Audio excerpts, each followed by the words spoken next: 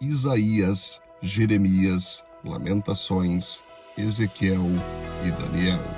Isaías foi um profeta que era íntimo de Deus, onde teve muitas experiências importantes, como ver o Criador assentado sobre um trono de glória e receber dele perdão, santificação e chamado para profetizar em meio ao povo de Judá, que estava vivendo em sua maioria afastados da palavra de Deus. Isaías fez vários alertas, deu vários conselhos e palavras proféticas que mostravam ao povo que, se não se arrependessem de seus pecados, seriam derrotados por povos inimigos e deportados por eles, o que mais tarde veio a acontecer quando a Babilônia os derrotou e os levou ao exílio.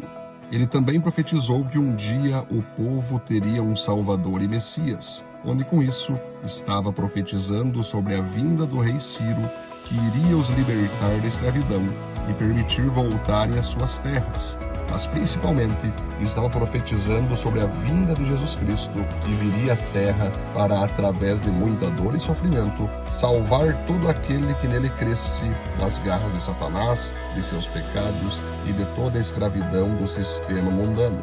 Isaías nos ensina a primeiro sermos íntimos de Deus e somente depois disso teremos a força para sermos usados por Ele com fé e coragem. Jeremias foi alguém que não se sentia digno do seu chamado, mas Deus o lembrava que desde o ventre de sua mãe já havia sido escolhido para uma nobre missão. Enquanto Isaías profetizou muitos anos antes dele que, se o povo de Judá não se arrependesse, seria derrotado e escravizado, Jeremias profetizou em momentos finais para que o povo e seus líderes se arrependessem. Porém, foi perseguido, rejeitado e espancado muitas vezes, chegando ao ponto de querer desistir de seu chamado. Mas, como ele mesmo dizia, a palavra de Deus era como se um fogo ardesse em seu coração e queimasse em seus ossos, o obrigando a seguir pregando e vivendo o seu chamado. O povo não quis ouvir suas profecias, e agora Jeremias fica com o povo que restou em Jerusalém, com cidade arrasada e destruída, e ali inicia suas lamentações, onde, mesmo sabendo que o povo estava vivendo as consequências de seus pecados, ainda assim ele seguiu profetizando cura, salvação e esperança em Deus.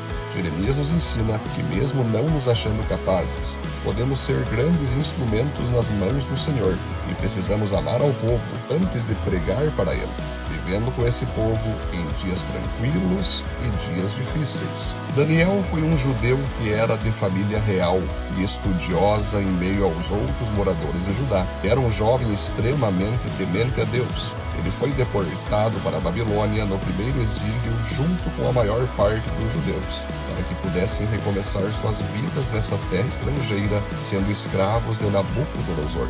Jeremias permaneceu com o restante do povo em Jerusalém e ali tentariam recomeçar suas vidas arrasadas e destinadas. Daniel foi escolhido junto a outros jovens judeus para serem treinados e capacitados nos melhores cursos, treinamentos e melhores comidas eles teriam à disposição para poderem servir ao rei em atividades especiais. Porém, Daniel se recusou a comer do que lhe era oferecido, levando seus amigos a fazerem o mesmo, pois tais comidas eram consagradas a outros deuses. Daniel comeu só comidas permitidas pelas leis de Deus, e o Senhor o abençoou por isso, fazendo ele ser escolhido e respeitado em sua fé pelo rei e seus conservos.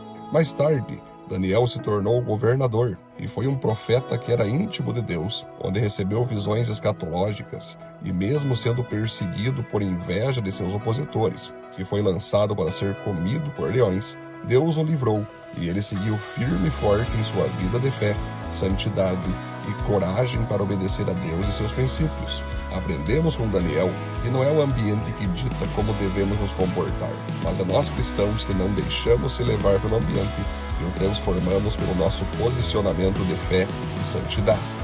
Ezequiel viveu na mesma época que Jeremias, no mesmo país. Porém, quando Nabucodonosor da Babilônia invadiu Israel pela segunda vez com seu exército, levou cativo para o seu país boa parte dos judeus, e foi nesse cativeiro que Ezequiel foi levado junto. Jeremias permaneceu com os judeus que ficaram na terra arrasada. Portanto, foi lá na Babilônia que Ezequiel profetizou para o povo que se eles se arrependessem, Deus iria restaurar a sorte deles novamente. Ele teve uma visão dos 4 seres, mostrando a força de Deus como governante, servo, humano e divino.